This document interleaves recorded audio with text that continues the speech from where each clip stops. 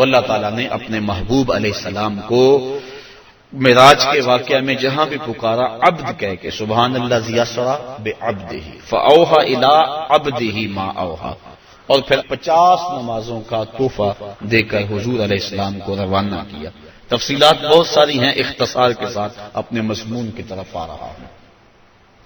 حضرت موسیٰ علیہ السلام چھٹے آسمان پہ ملے اور کہا کیا ملا؟ بتلایا کہ 50 نمازیں ملی ہیں اور جنابت پر 7 مرتبہ غسل کرنا ملا ہے، کسی کپڑے کو نجاست لگ جائے تو 7 بار اس کو دھونا اور اس سے وہ پاک ہو جائے گا، مجھے یہ ملا ہے۔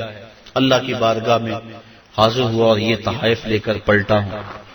تو حضرت موسیٰ علیہ السلام نے کہا کہ آپ کی امت اتنا بوجھ برداشت نہیں کر سکتی، چونکہ میں بنی اسرائیل کا تجربہ رکھتا ہوں، یہ 50 نمازیں نہیں پڑھیں گے۔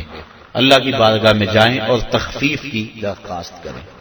حضور علیہ السلام حاضر ہوئے، تخفیف کی درخواست کی، 5 نمازیں معاف ہوئی، باقی 45 رہ گئی۔ اس طرح باقی معاملات میں بھی تخفیف ہوئی۔ پھر آئے، انہوں نے پھر کہا، پھر گئے، پھر آئے، حتیٰ کہ اللہ حاضر قیاس 5 نمازیں رہ گئیں۔ حضرت موسیٰ علیہ السلام نے عرض کی کہ حضور ایک مرتبہ اور جائیے۔ فرمایا مجھے اب اپنے رب سے حیا آتی، چونکہ عادت باری تعالیٰ یہ تھی کہ ہر بار 5 نمازیں معاف ہوتی تھی، اب رہ ہی 5 گئی تھی، اب جاتے تو اللہ یہ بھی رخصت دے دیتا، جو 50 سے 5 کر سکتا ہے وہ 5 میں بھی تخفیف فرما سکتا تھا، لیکن کہا اب مجھے اپنے رب سے حیا آتی ہے۔ اب اس پر 2-3 باتیں، ایک یہ کہ اللہ کے علم میں بلا نہیں تھا کہ بالآخر 5 نمازیں رہ جانی، پتا تھا نا اللہ کو بالآخر 5 رہ جانی، تو اللہ دیتا ہی 5، پہلے 50 دی، پھر گئے، پھر 5 معاف کی، پھر گئے، حتیٰ کہ 9 مرتبہ جانا ہوا اور پھر 5 رہ گئی۔ اللہ تعالیٰ کا علم بڑا وسیع ہے اور اللہ تعالیٰ کا علم قدیم ہے اور حادث نہیں، تو اس کو پتا تھا کہ بالآخر 5 نمازیں رہ جانی ہیں، وہ عطا ہی 5 کرتا، لیکن اگر وہ 5 دیتا لوگوں کو عظمت مصطفیٰ کا علم کیسے ہوتا؟ اللہ کے ہاں جو محبوب علیہ السلام کی محبوبیت ہے اس کا پتہ کیسے چلتا؟ اور دوسری بات، لا تبدیل لکلمات اللہ، اللہ کی باتیں تبدیل، اور یہاں بظاہر 9 مرتبہ تبدیلی آئی ہے، کتنی مرتبہ؟ تو اللہ تو فرماتے میری باتیں تبدیل نہیں ہوتی، یہاں 9 مرتبہ تبدیلی آئی، تو اللہ تعالیٰ نے دوسرا ضابطہ دے دیا، من جاء بالحسنۃ فلہ عشر امثالھا، جو ایک نیکی کرے 10 کا ثواب دوں گا۔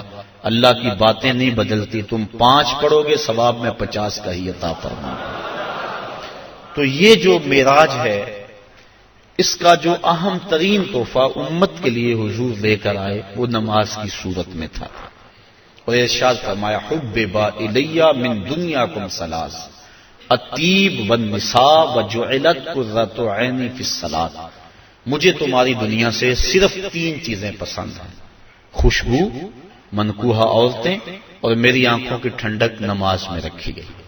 اور یہ بھی فرمایا الصلاۃ معراج المؤمنین، نماز مومنوں کا معراج ہے۔ اللہ اکبر۔ اور یہ بھی ارشاد فرمایا جس نے نماز قائم کی اس نے دین کو قائم کیا، جس نے نماز گرا دی اس نے دین گرا دیا۔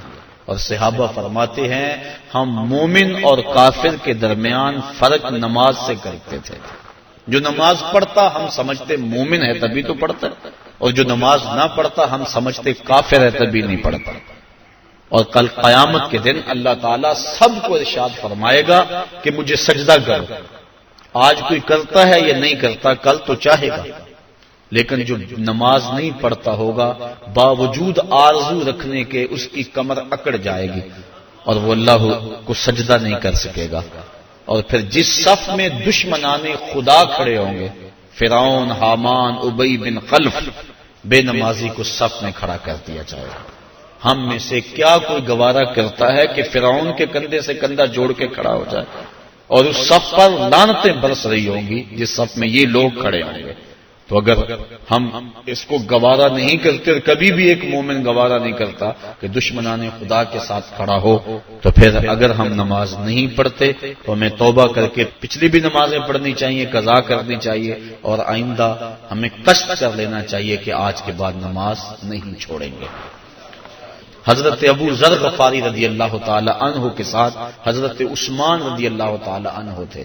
ایک تو حضرت عثمان بن عفان ہیں، یہ اور صحابی ہیں۔